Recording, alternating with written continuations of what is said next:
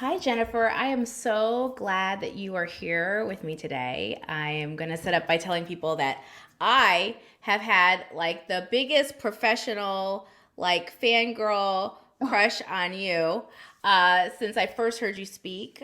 We used to work together when I used to work in sexual violence work and still do, but it's been great to have you on this podcast. This has been an exciting get for me. I'm very excited to chat with you. So I'm going to start just by saying that and saying I'm so glad you are here today. Oh, thanks so much, Kelly. I'm super excited. And also a fan. I think that it goes both ways when I first heard you speak. So it's really great to be here. I know it's a mutual admiration society. I'm really excited, Yes. which we love. So on that note, I know who you are, and I've already said a little bit of a intro, but I want to know just in general who you are, how you describe yourself, and what you do. Like, what do you do? Yeah, so I'm Jennifer M. Gomez. Um, I'm a full person, a Black woman. I'm a former ballet dancer with the Dance Theater of Harlem years and years ago. And I have my PhD in clinical psychology, and I currently am an assistant professor in the School of Social Work at Boston University, as well as the Center for Innovation in Social Work and Health at Boston University. Um, I'm a board member and chair of the Research Advisory Committee at the Center for Institutional Courage, which is a nonprofit about how to change the world, founded by Jennifer Fried. And fundamentally, in addition to being an educator, I'm a researcher. So, a Black feminist, critical race researcher, focusing in violence and sexual violence in particular, and the impact that that has on communities of color, particularly Black people. And then my book that's coming out, available for pre-order now, is The Cultural Betrayal of Black Women and Girls, a Black feminist approach to healing from sexual abuse. Love it so much there. I have a small little mini question that's probably not a mini question, which is how do you go from ballet to being a researcher who specializes in the intersection of gender, race, and interpersonal violence? How does one do that? Just share? Yeah, it's not as disparate as it seems. When I was a dancer, I wanted to change the world, and Dance Theater Department really did that, and for the Black community here in the States, and then I would argue abroad as well. And so when I went back to school, I was like, I want to be a poet, but you can't make a living off of being a poet. And then I was like, okay, I want to be like a rape crisis counselor or something, and that just was always just in my head because of the prevalence, etc. And so I went to school at San Diego Mesa College and was paired on an NIH grant to be a research assistant at San Diego State University in a violence lab because of my interest in being a rape crisis counselor. And so from there, working with Amelia Ulloa and Audrey Akota, I just I went into it thinking that research is like frightfully boring, and I was doing it so I can get like paid. Put myself in college, but it really was just like this is a way for me to understand like how the world works and what's going on. And when I first began, I didn't see like the way that I understand violence working, and it wasn't till a few years later and getting acquainted with Black feminist work that it was like, oh, this is not just me who thinks racism and sexism and all this stuff is linked, and experiences of violence are linked. So many other people before me and presently, and so was inspired through that. And I'm able to channel obviously the discipline. Both fields are very hard, but I think also just the creativity and the joy, I would say, in the work. Which I love, and that's something we're definitely going to delve more deeply into. How to have creativity and particularly joy. That's one of the themes. But one of the other themes of this podcast, just to clue you in, I know you know this, is that one of the themes is all about opting out, and particularly opting out of struggle. And it's really seated in this belief that I had when I came to make this podcast that there are certain lies and myths, both historical and then now perpetuated culturally, that have like in our culture that make Black women believe that their life has to be one of struggle, and that either it's like they have to be resigned to that struggle or they have to be addicted, like participating actively in it. As someone myself, and I'm very transparent about the fact that as someone who works every day not to be addicted to struggle and has been, and someone who works every day not to be resigned to that. And so Mhm. this first kind of section of us talking, I want to talk about one of the themes that is why I have you here today, which is this opting out of silence and Mhm. the fact that violence itself, interpersonal violence, sexual violence particularly, is prevalent in our community and Mhm. particularly to Black women. Mhm. And so I want to talk a little bit about that concept of opting out of silence and situate it in like, what have you learned about what contributes to this silence, Mhm. and what you kind of recommend to opt out of that silence and how you can begin, because there's a lot of people who are scared. So let's go the first part. Yeah. What have you learned that made that true, that people are silent and that they have opted into silence? What do you think has contributed to that, to folks who are not doing your research, who are not studying up on that, just everyday folks? What have you learned about what contributes to the silence in the community, and even to a person themselves who may not speak up? Yeah. So I mean, there's several things. I mean, one is the crazy racism, right, in the U.S. And the need for solidarity in the Black community. Speaking about Black people in particular, of like we need to have this solidarity to buffer against this mean, terrible racism that's everywhere. And my work focuses on when violence happens within groups, so Black perpetrator, Black victim, R. Kelly, and a quadrillion women, Black women and girls, Yes. like when this happens, it violates that solidarity. So it's this cultural betrayal, is what I call it. And then these cultural betrayal traumas, this within group violence, then is associated with like mental health stuff, like PTSD, thinking about suicide, as well as cultural outcomes like internalized prejudice. Like if this raping like is a Black thing, then like I don't want to be involved in it.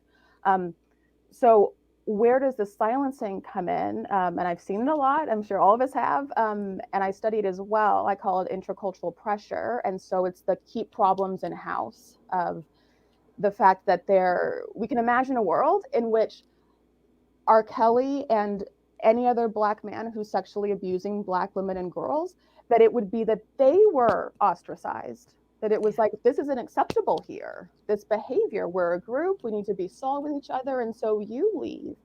We don't see that though. At large, we see the opposite of if you've been abused and if you're speaking out, then you're betraying the community, you're betraying the race. And uh, with the book that I just finished, the through line was going to be cultural betrayal trauma theory. That's my research, but it quickly became violent silencing and silencing in general, but the violent part of like death threats. Like Tarana Yes. Burke, founder of the Me Too movement, gets death threats, of course, from white people, of course, because of our society, but also from Black men.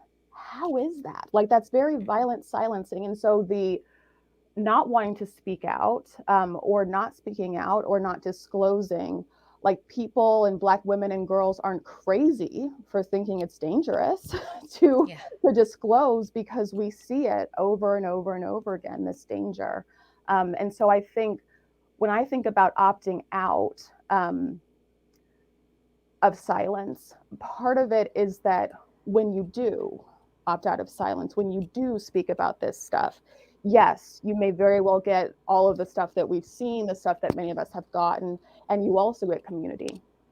I think that's the Yes. part that we don't, you think about the bad side, but not the good outcomes of it. And so if all of us, if there's a bunch of us who've been sexually abused, there's a bunch of us who think sexual abuse isn't okay, then, and we all aren't talking to each other, then we don't know that anyone else exists. We're just suffering in silence, and in isolation. And when we speak up, then we're able to identify different people. And I think that's something with me and you, Kelly, of like, I heard you speak, you heard me speak, and it was like, she gets it, you know? Yeah. Yeah. And it wouldn't have happened if neither one of us had spoken, in those Yeah. spaces. And I think opting out of silence, I think opting out of myths, of the myths that Black women are unrapeable, Yeah. because we're so very sexual or we're so very asexual, like the Jezebel kind of mammy Yes. dialectic, or that like being a Black woman, being a Black girl means that like you're going to be sexually abused. Yeah. Like this is the world. It doesn't have to be that way. And there's nothing inherent about blackness or maleness or black maleness that is the same thing as raping, right? Yes. Like, I know a lot of black men who like don't rape anybody. You know what I'm saying? Right. Um, Yes. and Yes. and black men can hold other black men accountable. If you are not raping, then you shouldn't have it be okay that your buddy's raping folks or sexually abusing kids. I think that opting out of the idea that black solidarity means that we just shut up about it. Yes. And so if we want to be a solid community, it means that solidarity kind of only goes one way. It goes us towards black men and boys, and it goes black men and boys towards themselves. And then we have a black community whose black community needs are centered around black cis men. There could be solidarity that was like, we're not going to accept the violence. We're going to work to prevent, to address, to heal all parties involved, etc. And not that if you're a real black person, if you're for the cause, if you're for the struggle, then you should be quiet. Um, Beautifully, beautifully, beautifully said, and so much to unpack there in the fact that when you talk about just the piece of struggle, right? That so much of what keeps people locked in pain and trauma and what I just say struggle for the podcast is directly connected, which you identified, to cultural and historical myths, yeah. right? The age old myth back from slavery and from even in Africa that black women are not capable of being sexually assaulted Mm-hmm, or raped, like they're just not capable. mm-hmm, That starts in the historical, but then it invades cultural, like it's been mm-hmm, adopted in the mm-hmm, culture mm-hmm.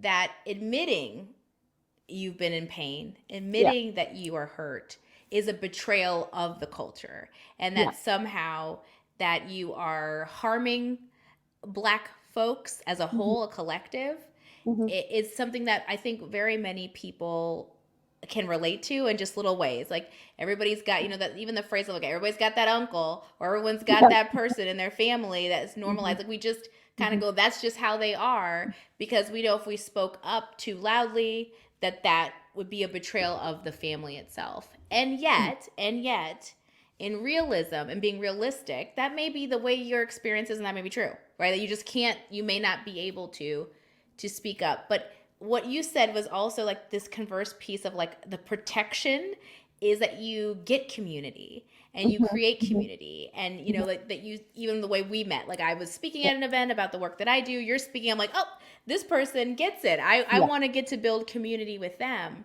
yeah, and as community as this protection, that you inherit a community and you create a community by not being silent, right? By not being, yes. how that shows up may be very different. Not everyone's going home next Thanksgiving to confront their uncle, right? Mm-hmm, But mm-hmm. being in community with other women where you have the conversation and normalize it for each other Yeah. Yeah. becomes this piece. Yeah. And I will say, and this probably going to be controversial, so we'll see how it goes. I talk in the book, and I'll talk here about the Black family and how the way I was raised was that like it's a white person thing to leave your family. Like white people Yes. discard each other. Yes. But as Black people, we have the strong Black family, and that's not what we do here. And in the book, and certainly my belief is that when there is sexual abuse like this, like sex trafficking, like Right. cousin sells little girl, father rapes daughter, that leaving the family needs to be on the table as an option. And I say that because we cannot have the same perversity of the Black community solidarity within the Black family, of like the Black family is so strong so you never leave. I'm down with the Black family when there's rape going on, when there's sexual abuse going on, when there's trafficking going on, then we need to have more discussions. And some of that could be that you stay. That's one choice. And other choice is that you leave. And there are choices in the middle of like, I'm in the Yeah. family, but I don't go to these certain events or Correct. whatever it is. But I think that not having that on the table makes it, again, this very silencing thing that even in the family, you're having to not be your full self in lots of circumstances because you're near so and so who abused you when you were a kid. I think it's a cost that's too high, and it's one that keeps getting manipulated, not in favor of the Black family and not in favor of the Black community, but in favor of people who perpetrate sexual violence. And we can go against favoring sexual perpetrators, even when they're Black men. Yes, it's separate. It's not, and Mm-hmm. it's a very separate discussion, and labeling it as that, right? This is not a Mm-hmm. discussion about community and family. And I think part of opting out of silence is understanding there's a range of options. Yes. And that option has to be on the table you talked about Yes. leaving your family. That if you want to opt out of being in a life of struggle, feeling unsafe every time you're home, feeling unsafe, in your communities in Mm-hmm. that moment, Mm-hmm. that one of the options has to be on the table. It doesn't, and that's the thing. We talk about all the other ones. Like, we are Yeah. really good as Black folks and Black women about talking about what academics call restorative justice, Yeah. right? I think the Black community did that, and many communities of color have done Mm-hmm. that a long time ago, where we really Mm-hmm. will give grace and space and Mm-hmm. healing Mm-hmm. and dignity to everyone, Mm-hmm. right? We Mm-hmm. will call people in, we will not cast them out, Yeah. right? And that's part of our community. We have got that down Mm-hmm. better than most people in the world. Mm-hmm. But we don't leave room for the other option, which is that for some folks, it's no. Mm-hmm. It's this has to be an end point. I need to cut myself off from my family. And that there are people probably listening right now today who've done that and maybe struggling with the silence and the shame or the guilt that Mm-hmm. they Mm-hmm. feel from making that choice. So I think it's Mm-hmm. beautiful that you are validating that as an option and knowing that all of those things get to be available to you because you get to choose. Yeah. Yeah. That's part of opting out of silence, is having a choice and making it. Yes. Yes. And it's your life. And I think that the restorative justice and the community that you described, Kelly, I agree with. And there is an uneven contract of who we're doing those things for isn't always coming at the same rates towards Black women and girls, and certainly not when we've been sexually abused. And I think that needs to be very openly acknowledged as well. It's like we are good at forgiving, coming together, and sometimes we do it in a surface way as an excuse to be able to silence certain people and kind of have things stay copacetic. 100%. And I mean, and you're absolutely right. It's not necessarily the most even of exchanges. And I think oftentimes Black women, and it has to be said, that we have stayed silent at the expense of ourselves, and we've Mm-hmm. stayed silent to protect community, but that community is almost always Black men, right? The community Yeah. gets riled up in that.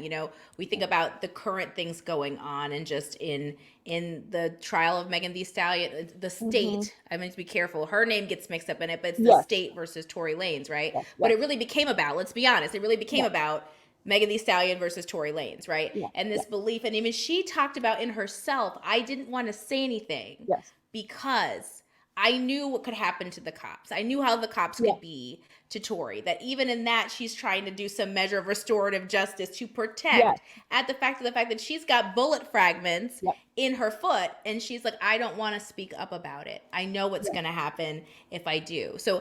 to just to confirm, yes, it is very much that way. And so opting out of silence is so critical. It is actually its own kind of restorative. It's its own kind of Yeah. healing and Yeah. balancing things back out. Yeah.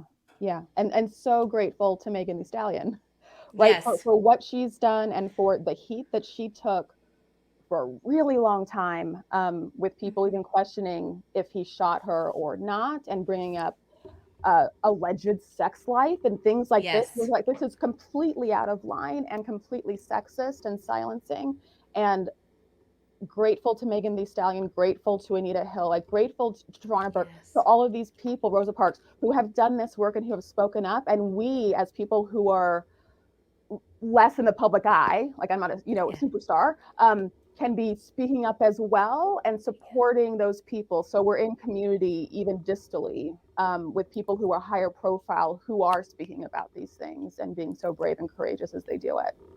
And that's beautiful. Even that first step, right? That first step may just be that you lend your support Yeah. to the person like a Megan Thee Stallion, because this is just one example, there's been Yeah. many, Yeah. but you lend your support to someone like that, even if it's just liking a post, right? Yeah. Or having that conversation when people start to tear someone down or talk about, in her case, her sex life. No, that's not what this case is about. Like, even if it's something as small as that, Yes. is opting out of silence. And I love to give the range of options for folks of like where Yeah. you can start, right? You can start with that Hmm. all the way up to I've decided I'm not going to be in community with the Yes. following folks, right? You're not Yes. in my life. There is that range again in between, but you and I want to re-emphasize, particularly for this point, that you gain. What do you Yes. gain when you do that? You Yes. gain community and you restore a balance to the truth of what it means to be Black and to the truth of Yes. what it means to be in community and who we are and what the beauty is of our lives. Like, you restore that Yes. by opting out of silence. Yes, exactly what I was going to say. Couldn't have said it better. You redefine it and you kind of retake up space. You reclaim space, like Maxine Waters, right? Like Yeah. claiming my You time. reclaim You your know, time. so you reclaim it of like this is not. I'm not going to allow this to be defined as blackness. This terrible behavior, his terrible behavior, etc. Like we also get to decide what this is, and because everything is linked, because these societal myths and structures of racism and sexism are linked with interpersonal violence, then you intervening and speaking up at any point is pushing the needle because it's all linked. You know what I mean? The same thing that makes it okay to bring up Megan Thee Stallion's sex life is the same thing that made it okay to shoot her, the same thing that it Yes. was okay to rape some a black woman. Do you know what I mean? And so like Yes. intervening at No. any of Yeah. these points helps. And so you're doing good. and Yes. you're getting community. Anything. Yeah. Yes, I 100% agree. And that's what I want, as we close out this segment, because y'all stay tuned for our next episode. But as we close out our segment, I really think that's really the important part is like the range of the opting out of silence. You get options in exchange for that. You Mm-hmm. get community in exchange for that. You Yeah. get advocacy and rebalancing. You get, above all, healing Yes. by doing that. And Yeah. that's the piece, if for nothing else, for your own personal healing. And it gets to look different for you. Whatever is available to you to do, Yeah. that's great. You Yeah. get to have that and you get to have that healing. Yeah. All right, so we have talked about opting out of silence and opting out of struggle. That's one of the themes of the podcast, but it's critically important that I always talk about opting out of struggle means opting into something else, Mm-hmm. right? If we're leaving something behind, we got to pick something up. And as I said, that I do believe that there are cultural myths and historical lies that make Black women feel that that their legacy truly, that their inheritance is one of struggle. And that the truth is, I believe that our inheritance and our legacy is one of joy. It is one of community. It is one of abundance. Like, that is in our DNA. Mm-hmm. And that is Mm-hmm. not something that we talk about. And so we have to opt out of that lie and opt into a life that gives us those things, because that's our actual inheritance. That's a legacy. And so I like to talk about folks about how they do that. And we're going to talk about this professionally, because one of the things I'm always interested in, and as someone who's done this work for a while, and before that I was a clinical therapist, full transparency, I was not always opting into joy when I was working with folks that have PTSD and when I was doing the work with sexual trauma and people talking about, I've been raped and I'm being shunned, or those things, that Mm-hmm. I was not always living a life of joy, but that it is possible. And that's why I'm really excited to have you on, not just to talk about the problem facing Black women, Yeah. but the joy. Like, so my question for you is, for you personally, how have you been able to opt into what I'm calling our inheritance, having joy, having community, having kind of abundance, while doing this work that is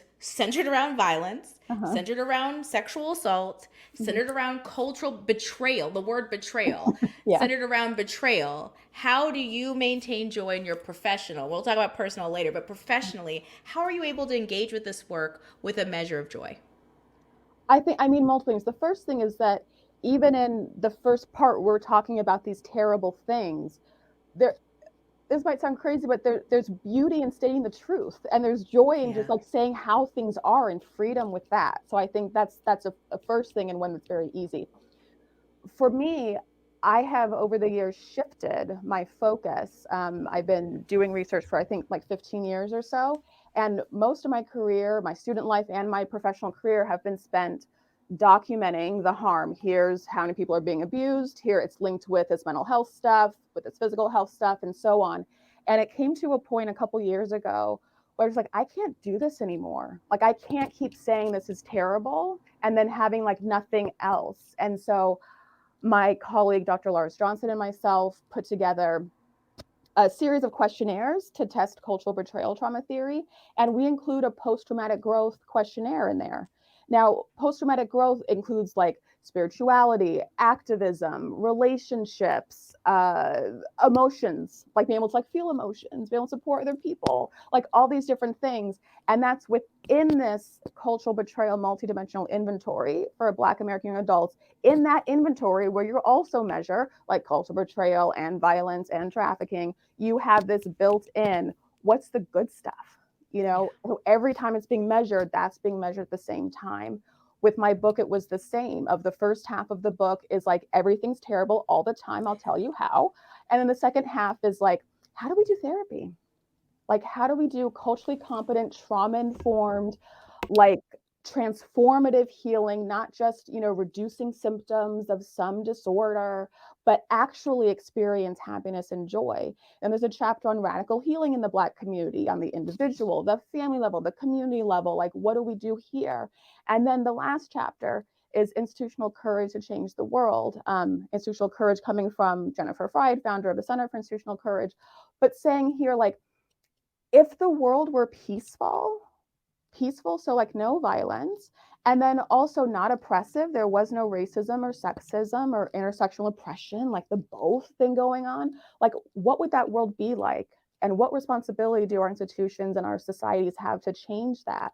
And so for me to be able to continue this work, to not be burnt out, I had to shift the focus, not just saying it's terrible, I promise, I'll show you some more stats from our research, but saying, like, here's what we can be doing. And I think that shift also accompanied my own personal like shift or journey that like healing is very possible. And depending on like which lens you're looking through, if you're looking like the world's on fire, you know, now has been for a really long time. And it's very obvious to see how violence has ravaged the Black community and all communities. If you're looking in that direction, you'll see it.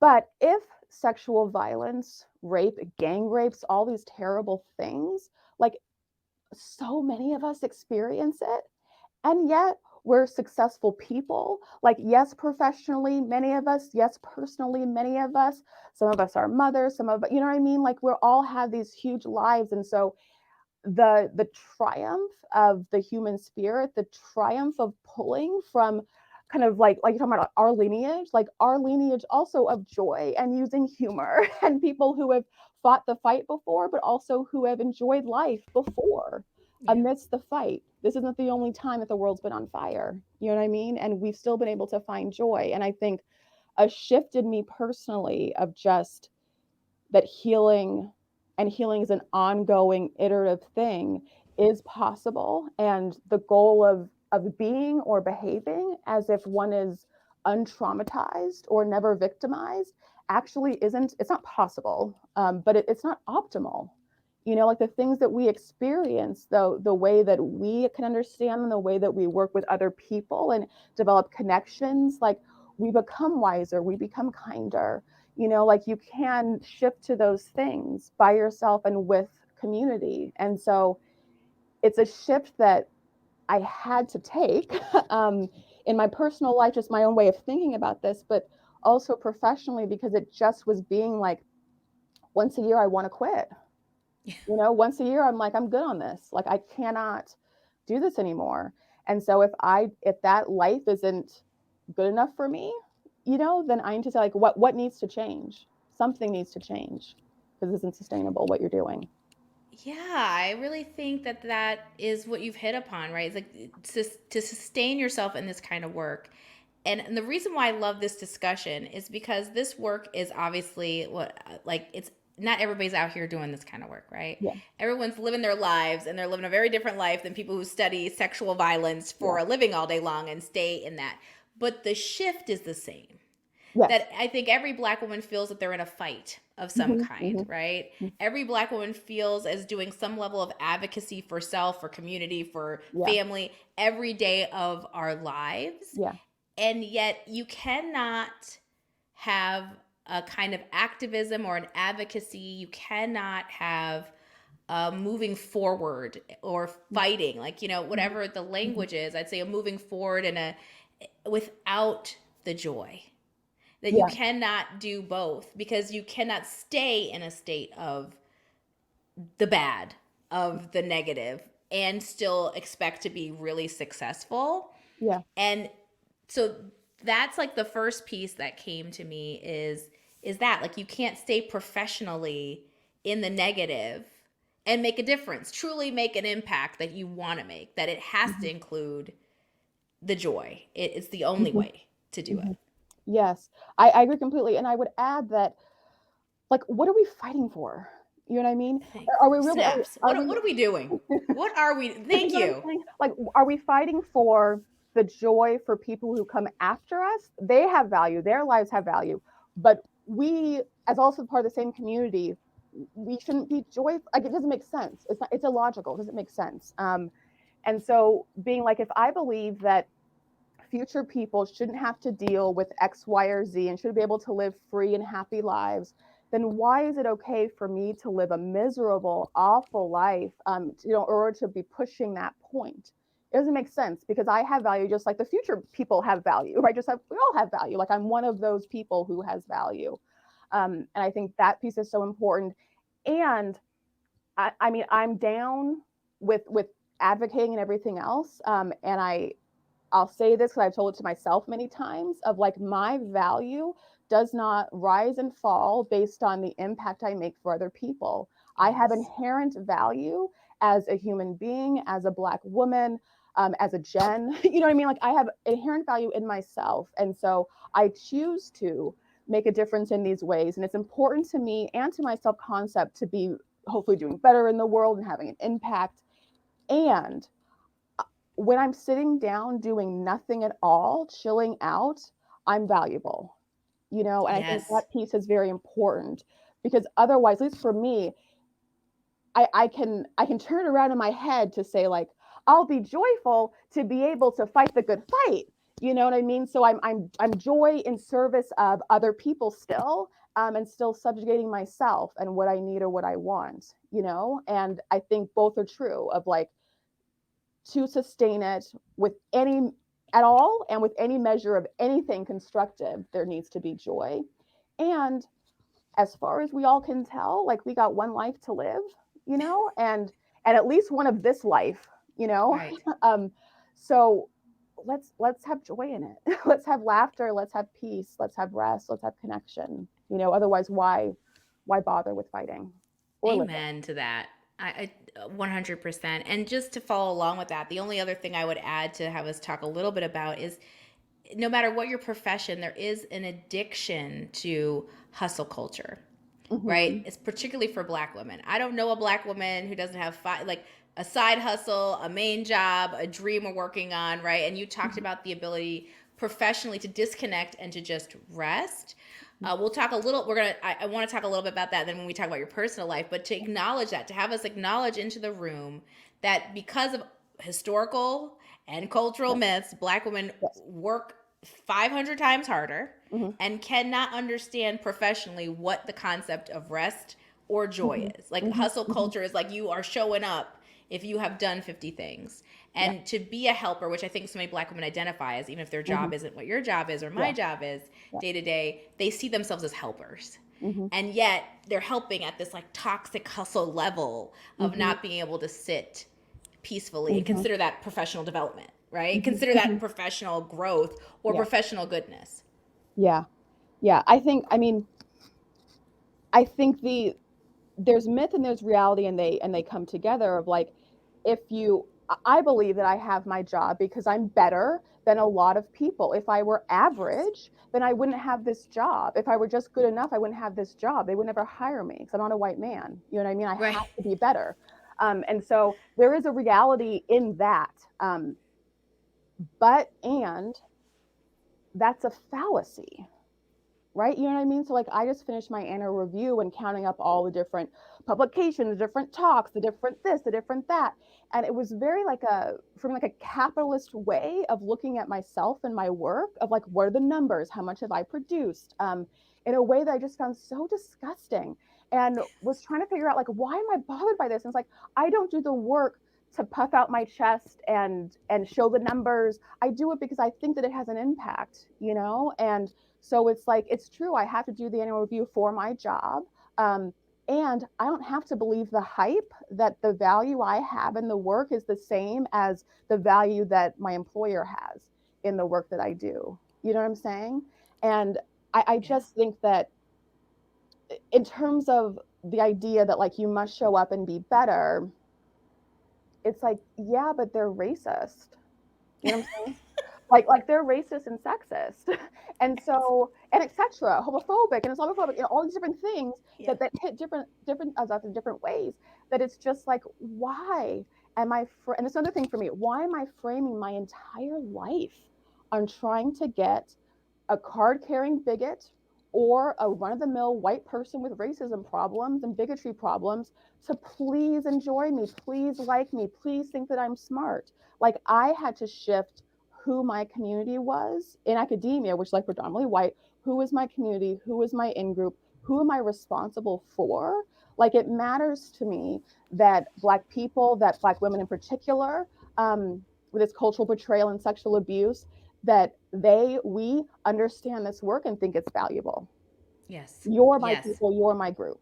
And if other people understand it, like I'm down. Like they can come here if they want to, but that's not why I do the work. I don't do it for them. And so even that reframe for at least for myself has made it so that I'm not constantly living with like a tiny Klansman in my head who's dictating how much I work and when I work and what part of my work is valuable, what part of my work is not. Like there's invisible labor and I'm like emotional labor as a Mm-hmm. professor. I'm sure there are lots of jobs, but I find value in that work. Yes. You know, it can be invisible to them every day and twice on Sundays. I know what I'm doing and I find value in it. And I think that distance between like, yes, there's a reality of racism and sexism. And the same from like opting out of the myths, we can opt out of these myths and Yeah. opt into how do we want to appraise our work and our value and what our work life should be like is like. Lovely. I all of that and more related to that you talk about again choosing your community Mm-hmm. and reframing what your community is in the Yeah. professional realm. And the second piece of that, you've said this before, you said it earlier. What am I fighting for? What are we fighting Yeah. for? And if we're not, if ourselves isn't a part of that, like reframing, like we're fighting to be validated Yeah. by random people, validated by people, systemic racism, and Yeah. people who perpetuate it every day, whether they know it or not. What are we actually and actively Mm-hmm. fighting for? And it starts with us. And Yeah. professionally, it starts with us. Yeah. And so I really thank you for bringing that concept in because I don't think people it's a new way of thinking about work and Yeah. what we do and how we do it. Yeah. So I appreciate that. Yeah. Anytime. Your check's in the mail. Yeah. So last but not least, I want to just talk to Jennifer. You have this incredible body of work, but you were first someone who was in ballet and you were first a creative and all these things. I want to know for you on a personal level now, Mm-hmm. because I think Black women have got professional. We could tell you for years how we do professional work, Yeah. but what personally, how do you, Jennifer, how do you pursue a life of joy for yourself, just as you outside of work? I love that question. So for me, it's, and this is maybe my personal or my professional, like anal head coming into play, but like life is hard, you know what I mean? Yeah. And just seeing that like joy will like stumble upon me in the middle of my week, like isn't realistic, you know, for me. And so I've scheduled my work to where I work very early in the morning, and I can do this as a professor, make my own schedule. Um, at like 4 and 5 in the morning, I'm working, and I'm done at like 2ish some days. The latest I'll work is till 4. And I have entire afternoons to myself. I'm in Boston. I walk up and down the Charles River. Um, I do cardio at home, and I've I'm a psychologist by training, right? So like I pair that I can only listen to like my best music and like watch gymnastics. I was a gymnast before a ballet dancer as a kid.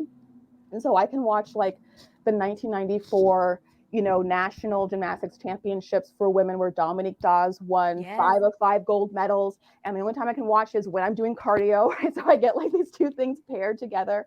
Um, and just I have a gratitude journal where every day I have to write down at least 3 things that were like positive or that I'm grateful for.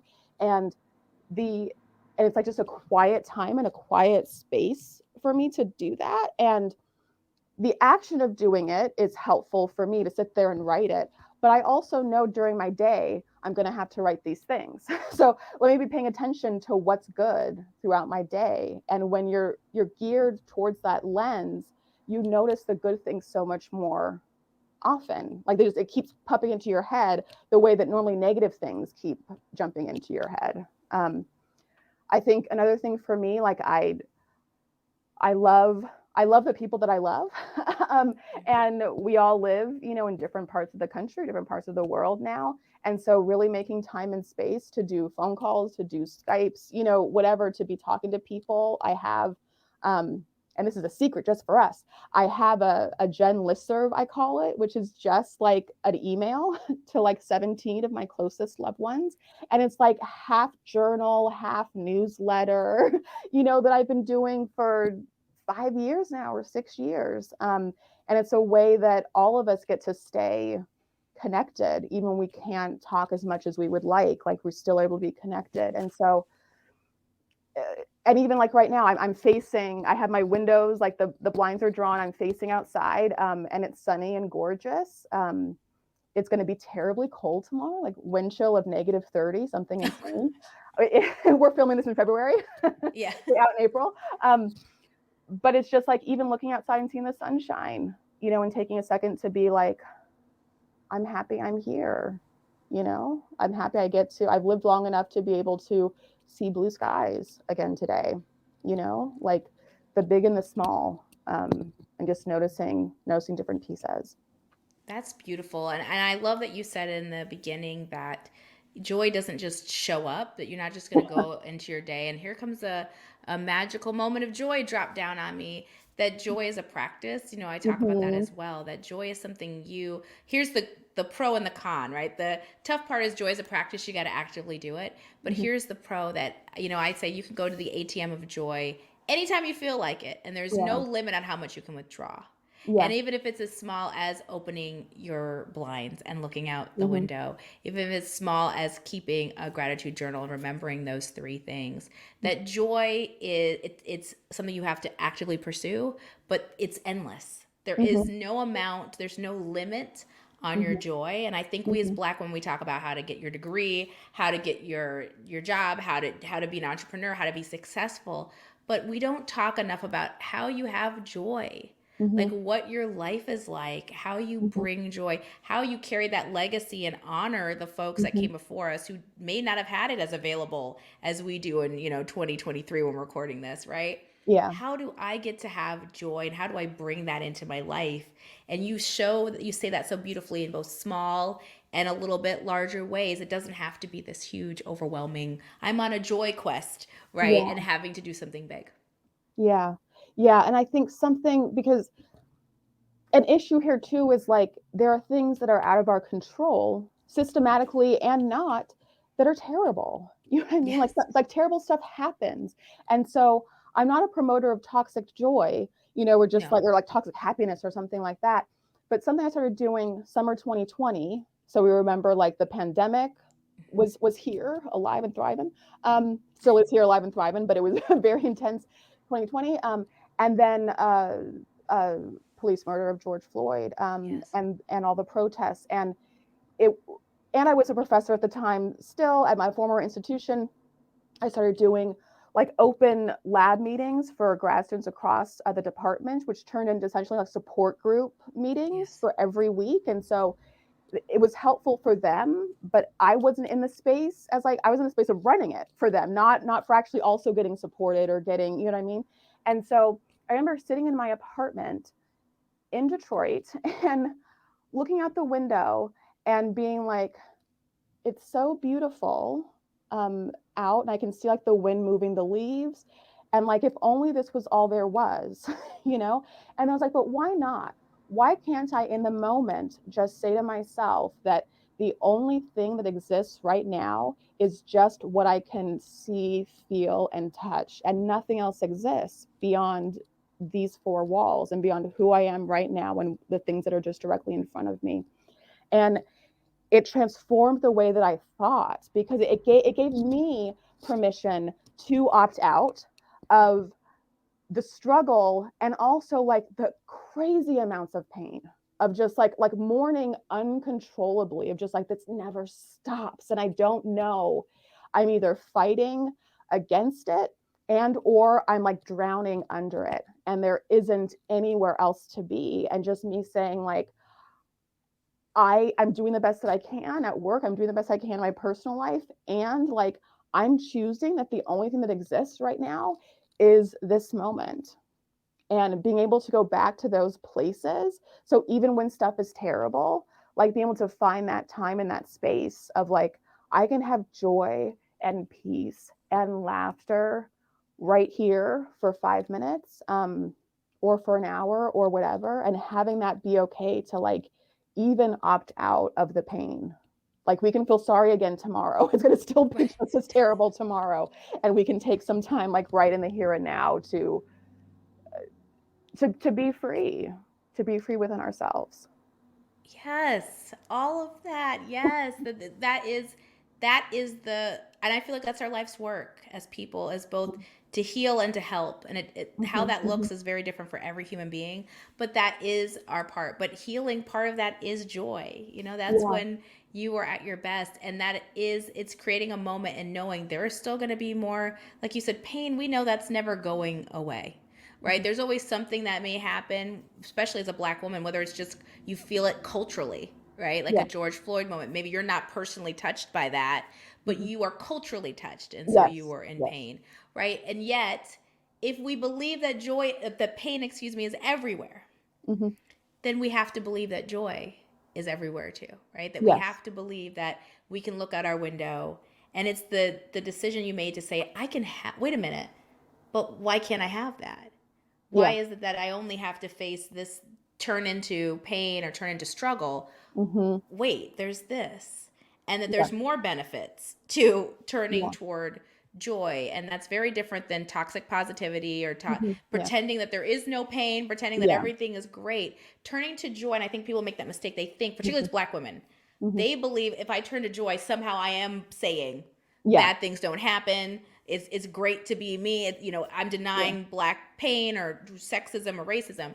No, turning toward joy is the only way to survive and Mm-hmm. thrive even Mm-hmm. beyond that, to Mm-hmm. create a life that allows you to face and be resilient to moments of pain. And it actually ends up reducing how many Yeah. moments of pain show up in your life when you do that. Yeah. Yeah. And like reclaiming sovereignty, like over ourselves, over our souls, over our spirits, like I'll be damned if my government can tell me what I'm worth. Do you know what I Yes. mean? Like Yes. I like being a Black woman, for me, I always think like it's beautiful, unless and until they get a hold of it, and then how I'm treated isn't so beautiful. But being like, but why do I have to even entertain that? Like they can think how they want, they can have policies however they want to have them. They can be banning books across the country like it's Right. Fahrenheit 451. And I can still be inside my soul, inside my spirit, and I get to define who I am, what I'm doing, and even like when I get to turn to joy, when I get to turn to happiness, when I get to check out of this craziness, when I get to like check back in and fight the good fight, like I get to be in charge of that and not these terrible systems. And I get to do that in this very like Kelly, like you're talking, the beautiful inheritance, right? of like Black African joy, and it isn't just like the strength or the struggle that we inherit. We inherit, like we said, like the humor, the joy, the fun, the community, everything. And that is the true kind of activism work. That Mm-hmm. the turning to joy is the work. It Yes. is the activism, it is the modeling to bring us full circle. That Yeah. is the work. It's like it is the acknowledgement of struggle, it is the acknowledgement that there are bad things happening in the world. But the true healing work that we do is when we turn to joy, because then we can bring other people with us. Then we Yeah. can build community and we could roadmap, and then we can go back in and tap back in, right, to Yeah. the fight or whatever we're Yeah. doing, the cause. We can go back in and be effective.